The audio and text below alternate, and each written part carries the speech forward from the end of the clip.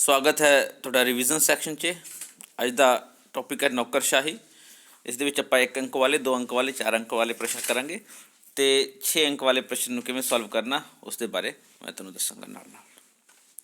ਅਤੇ ਸ਼ੁਰੂ ਕਰਦੇ ਹਾਂ 1 ਅੰਕ ਵਾਲੇ ਪ੍ਰਸ਼ਨ। ਪਹਿਲਾ ਪ੍ਰਸ਼ਨ ਹੈ, ਨੌਕਰਸ਼ਾਹੀ ਨੂੰ ਹੋਰ ਕਿਹੜੇ ਨਾਮਾਂ ਨਾਲ ਜਾਣਦੇ ਹਾਂ? ਉੱਤਰ ਹੈ ਸਥਿਰ ਕਾਰਜਪਾਲਿਕਾ, ਲੋਕ ਸੇਵਾਵਾਂ, ਅਸੈਨਿਕ ਸੇਵਾਵਾਂ, ਲਾਲ ਫੀਤੀ ਸ਼ਾਹੀ, ਅਫਸਰਸ਼ਾਹੀ। ਅਗਲਾ ਪ੍ਰਸ਼ਨ ਹੈ, ਭਾਰਤੀ ਨੌਕਰਸ਼ਾਹੀ ਦਾ ਕੋਈ ਇੱਕ ਸਮੂਹ ਦੱਸੋ। ਅਤੇ ਪੇਸ਼ਾਵਰ ਅਧਿਕਾਰੀਆਂ ਦਾ ਸਮੂਹ। ਤੀਸਰਾ ਪ੍ਰਸ਼ਨ ਹੈ, ਬਿਊਰੋਕਰੇਸੀ ਸ਼ਬਦ ਦਾ ਪੰਜਾਬੀ ਅਰਥ ਕੀ ਹੈ? ਇਸ ਦਾ ਅਰਥ ਹੈ ਨੌਕਰਸ਼ਾਹੀ। ਭਰਤੀ ਦੀਆਂ ਕਿਸਮਾਂ ਦੱਸੋ। ਭਰਤੀ ਦੀਆਂ ਮੁੱਖ ਰੂਪ ਦੇ ਵਿੱਚ 2 ਕਿਸਮਾਂ ਹਨ, ਅੰਦਰੂਨੀ ਭਰਤੀ, ਬਾਹਰੀ ਭਰਤੀ। ਇੱਕ ਤੀਸਰੀ ਵੀ ਹੈ ਜਿਹੜੀ ਕਿ ਦੋਨਾਂ ਨੂੰ ਮਿਕਸ ਕਰਕੇ ਬਣਦੀ ਹੈ, ਉਸ ਨੂੰ ਕਹਿੰਦੇ ਆਪਾਂ ਮਿਸ਼ਰਿਤ ਭਰਤੀ। ਚੰਗੀ ਨੌਕਰਸ਼ਾਹੀ ਦੇ 2 ਗੁਣ ਦੱਸੋ, ਯੋਗਤਾ ਅਤੇ ਕਾਰਜਕੁਸ਼ਲਤਾ। ਉੱਤਰ ਹੈ।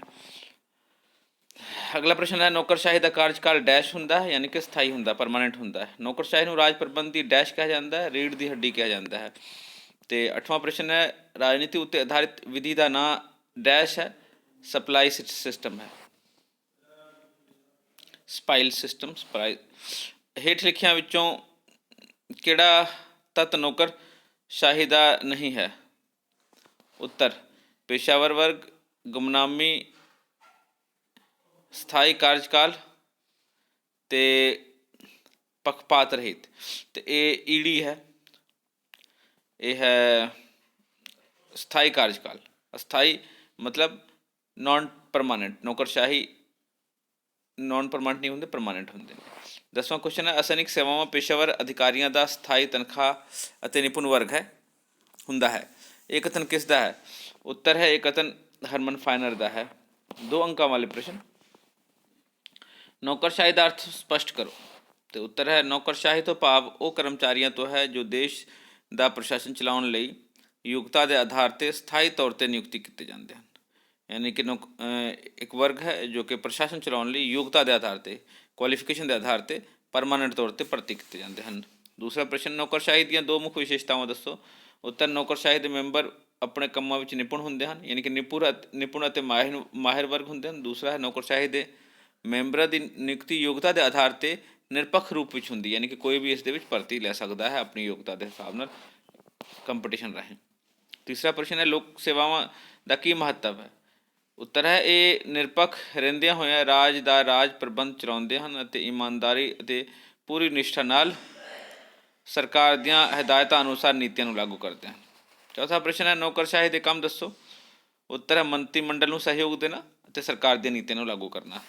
2 ਪੁਆਇੰਟ ਬਹੁਤ ਹੈ ਇਹਦੇ ਲਈ, 2 ਪ੍ਰਸ਼ਨ ਲਈ। 5ਵਾਂ ਪ੍ਰਸ਼ਨ, ਨੌਕਰਸ਼ਾਹੀ ਦਾ ਸ਼ਬਦੀ ਅਰਥ ਸਮਝਾਓ। ਅਤੇ ਨੌਕਰਸ਼ਾਹੀ ਅੰਗਰੇਜ਼ੀ ਭਾਸ਼ਾ ਦੇ ਸ਼ਬਦ ਬਿਊਰੋਕਰੇਸੀ ਦਾ ਅਨੁਵਾਦ ਹੈ, ਅਤੇ ਜੋ ਕਿ ਫਰੈਂਚ ਭਾਸ਼ਾ ਦੇ ਸ਼ਬਦ ਬਿਊਰੋ ਅਤੇ ਯੂਨਾਨੀ ਭਾਸ਼ਾ ਦੇ ਸ਼ਬਦ ਕ੍ਰੈਸੀ ਤੋਂ ਲਿਆ ਹੈ। ਕ੍ਰੈਸੀ ਦਾ ਮਤਲਬ ਹੁੰਦਾ ਟੂ ਰੂਲ ਐਂਡ ਬਿਊਰੋ ਦਾ ਮਤਲਬ ਹੁੰਦਾ ਹੈ ਡੈਸਕ, ਯਾਨੀ ਕਿ ਕੁਰਸੀ 'ਤੇ ਬੈਠ ਕੇ ਕੰਮ ਕਰਨ ਵਾਲੇ ਅਧਿਕਾਰੀ ਵਰਗ ਨੂੰ ਕਹਿੰਦੇ ਆ ਨੌਕਰਸ਼ਾਹੀ। ਅਤੇ ਇਸ ਪ੍ਰਕਾਰ ਬਿਊਰੋ ਅਤੇ ਦੋਨੋਂ ਤੋਂ ਮਿਲ ਕੇ ਕ੍ਰੈਸੀ ਤੋਂ ਮਿਲ ਕੇ ਬਣਿਆ, ਜਿਸ ਦਾ ਕ੍ਰਮਵਾਰ ਅਰਥ ਹੈ ਡੈਸਕ ਜਾਂ ਕੁਰਸੀ 'ਤੇ ਬੈਠ ਕੰਮ ਕਰਨ ਵਾਲੇ ਅਧਿਕਾਰੀ ਦਾ ਵਰਗ।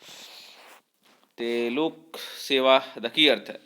ਨੌਕਰਸ਼ਾਹੀ ਦਾ ਦੂਜਾ ਨਾਮ ਲੋਕ ਸੇਵਾ ਹੈ, ਜੋ ਨਿਰਪੱਖ ਹੋ ਕੇ ਦੇਸ਼ ਦਾ ਪ੍ਰਸ਼ਾਸਨ ਚਲਾਉਂਦੇ ਹਨ ਅਤੇ ਸਥਾਈ ਤੌਰ 'ਤੇ ਨਿਸ਼ਚਿਤ ਕਾਰਜਕਾਲ ਤੱਕ ਆਪਣੇ ਅਹੁਦੇ 'ਤੇ ਬਿਰਾਜਮਾਨ ਰਹਿੰਦੇ ਹਨ ਅਤੇ ਲੋਕਾਂ ਦੀ ਸੇਵਾ ਕਰਦੇ ਹਨ। ਇਸ ਪ੍ਰਕਾਰ ਇਸ ਨੂੰ ਲੋਕ ਸੇਵਾ ਕਿਹਾ ਜਾਂਦਾ ਹੈ। ਪ੍ਰਸ਼ਨ ਨੰਬਰ 7, ਪ੍ਰਤੱਖ ਜਾਂ ਬਾਹਰੀ ਭਰਤੀ ਦੇ 2 ਗੁਣ ਲਿਖੋ। ਇਸ ਵਿੱਚ ਨਿਯੁਕਤੀ ਪੱਖਪਾਤ ਰਹਿਤ ਅਤੇ ਯੋਗਤਾ ਦੇ ਅਨੁਰੂਪ ਹੁੰਦੀ ਹੈ, ਅਤੇ ਇਸ ਵਿੱਚ ਚੋਣ ਦਾ ਖੇਤਰ ਵਿਆਪਕ ਹੋਣ ਕਾਰਨ ਯੋਗ ਵਿਅਕਤੀਆਂ ਨੂੰ ਛਾਂਟ ਕੇ ਲੋਕ ਸੇਵਾ ਵਿੱਚ ਲਗਾਇਆ ਜਾਂਦਾ ਹੈ। 8ਵਾਂ ਪ੍ਰਸ਼ਨ ਹੈ, ਰਾਜਨੀਤਿਕ ਕਾਰਜਪਾਲਿਕਾ ਦੇ 2 ਕੰਮ ਦੱਸੋ। ਅਤੇ ਉੱਤਰ ਹੈ ਇਹ ਪ੍ਰਤੱਖ ਅਤੇ ਅਪ੍ਰਤੱਖ ਰੂਪ ਨਾਲ ਰਾਜਨੀਤਿਕ ਆਧਾਰ 'ਤੇ ਗਠਿਤ ਕੀਤੀ ਜਾਂਦੀ ਹੈ, ਅਤੇ ਇਹਨਾਂ ਦਾ ਕਾਰਜਕਾਲ ਬਹੁਤ ਲੰਬਾ ਨਹੀਂ ਹੁੰਦਾ, ਸਧਾਰਨ ਤੌਰ 'ਤੇ 5 ਸਾਲਾਂ ਦਾ ਹੁੰਦਾ ਹੈ। ਚੰਗੀ ਨੌਕਰਸ਼ਾਹੀ ਦੇ 2 ਗੁਣ ਲਿਖੋ। ਅਤੇ ਉੱਤਰ ਹੈ ਯੋਗਤਾ, ਨੌਕਰਸ਼ਾਹੀ ਦੇ ਮੈਂਬਰ ਯੋਗ ਅਤੇ ਨਿਪੁੰਨ ਹੋਣੇ ਚਾਹੀਦੇ ਹਨ ਅਤੇ ਪ੍ਰਸ਼ਾਸਨ ਨੂੰ ਠੀਕ ਢੰਗ ਨਾਲ ਚਲਾ ਸਕਣ। ਦੂਸਰਾ ਕਾਰਜਕੁਸ਼ਲਤਾ। ਪਹਿਲਾ ਯੋਗਤਾ ਹੈ, ਦੂਸਰਾ ਕਾਰਜਕੁਸ਼ਲਤਾ। ਕਾਰਜਕੁਸ਼ਲਤਾ ਮਤਲਬ ਇਹ ਆਪਣੇ ਕੰਮ ਦੇ ਵਿੱਚ ਪੂਰਨ ਰੂਪ ਦੇ ਵਿੱਚ ਨਿਪੁੰਨ ਹੋਣੇ ਚਾਹੀਦੇ ਹਨ ਅਤੇ ਕੰਮ ਕਰਨ ਵਿੱਚ ਕੁਸ਼ਲ ਹੋਣੇ ਚਾਹੀਦੇ ਹਨ, ਅਤੇ ਉਹਨਾਂ ਨੂੰ ਆਪਣੇ ਕੰਮਾਂ ਨੂੰ ਕਰਨ ਦੀ ਪੂਰੀ ਜਾਣਕਾਰੀ ਹੋਣੀ ਚਾਹੀਦੀ ਹੈ।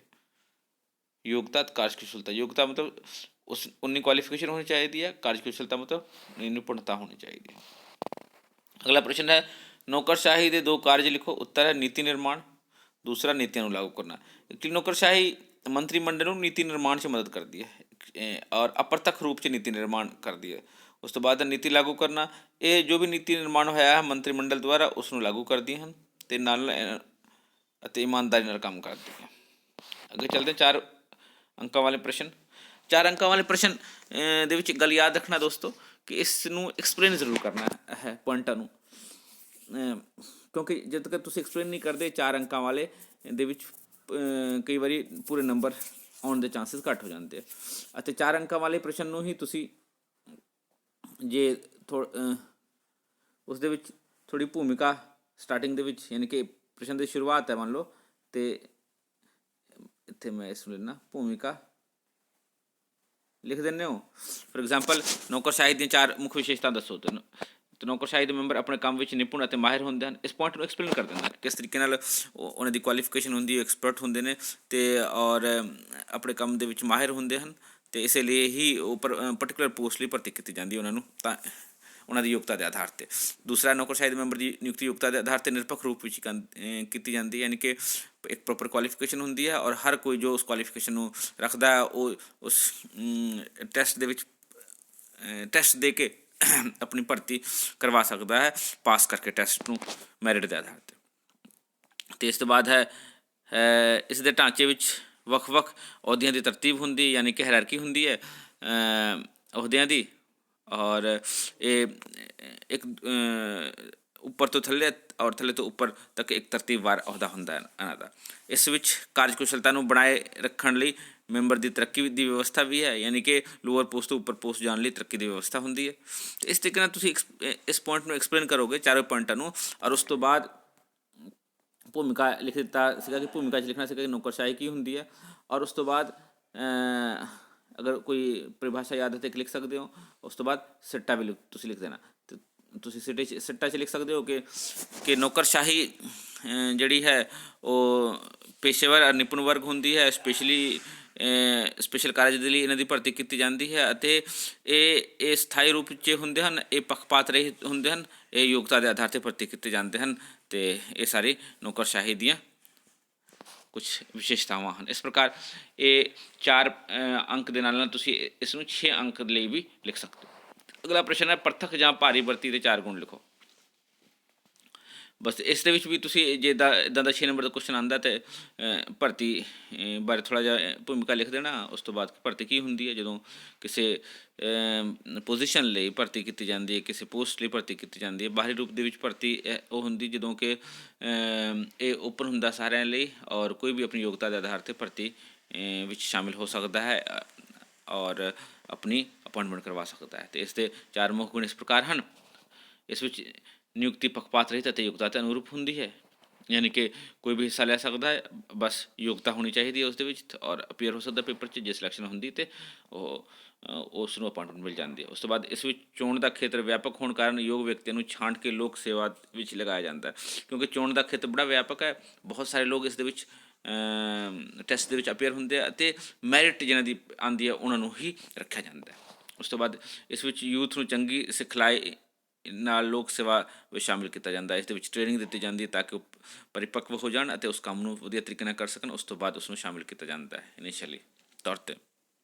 ਉਸ ਤੋਂ ਬਾਅਦ ਤਕਨੀਕ ਅਤੇ ਵਿਗਿਆਨਕ ਖੇਤਰ ਵਿੱਚ ਨਵੀਆਂ ਖੋਜਾਂ ਨਾਲ ਪਰਿਚਿਤ ਲੋਕਾਂ ਦਾ ਬਾਹਰੋਂ ਲੋਕ ਸਭਾ ਵਿੱਚ ਆਉਣਾ ਲਾਜ਼ਮੀ ਹੈ।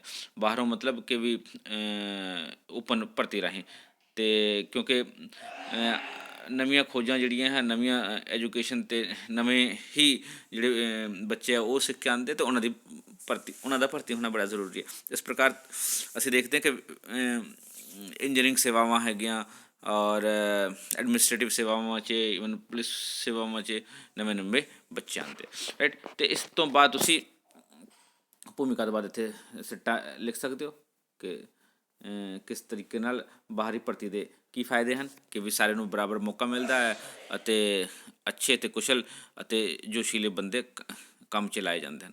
ਇਸ ਪ੍ਰਕਾਰ ਤੁਸੀਂ 6 ਨੰਬਰ 'ਚ ਵੀ ਇਸ ਨੂੰ 4 ਨੰਬਰ ਦੇ ਨਾਲ ਵੱਡਾ ਲਿਖਣ ਦੇ ਨਾਲ ਸੋਲਵ ਕਰ ਸਕਦੇ ਹੋ। ਅਗਲਾ ਪ੍ਰਸ਼ਨ ਹੈ ਨੌਕਰਸ਼ਾਹੀ ਦੇ ਕਾਰਜ ਲਿਖੋ।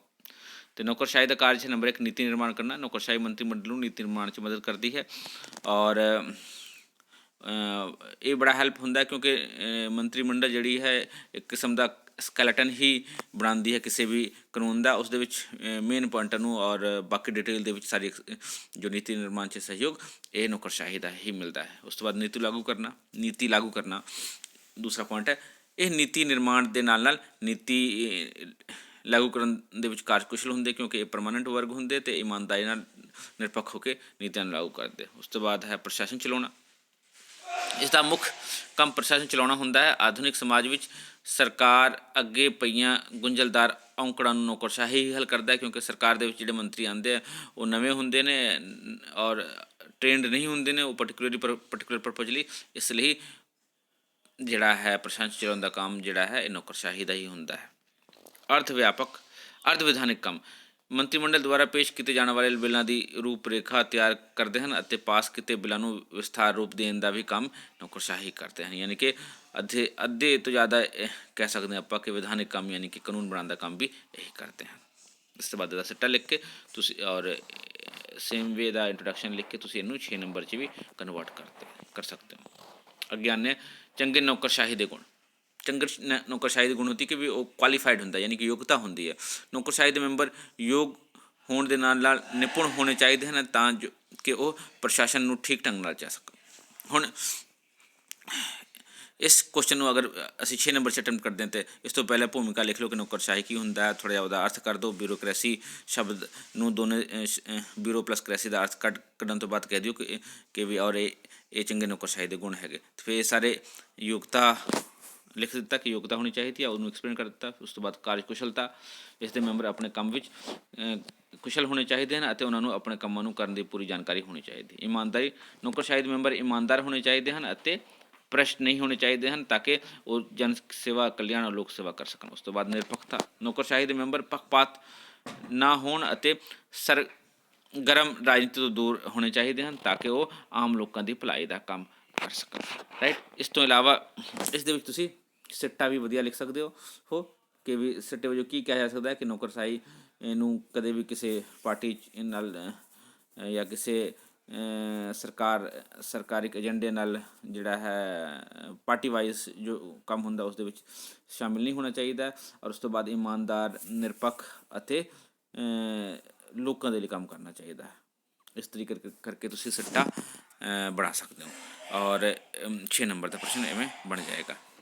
ਉਮੀਦ ਹੈ ਕਿ ਵਧੀਆ ਲੱਗਾ ਤੁਹਾਨੂੰ ਅਤੇ ਇਸ ਨੂੰ ਲਿਖ ਕੇ ਕਰਕੇ ਪ੍ਰੈਕਟਿਸ ਕਰਕੇ ਦੇਖੋ ਤਾਂ ਕਿ ਤੁਹਾਡੇ ਵਧੀਆ ਨੰਬਰ ਆ ਸਕਣ। Thank you. ਮਿਲਦੇ ਹਾਂ ਫਿਰ।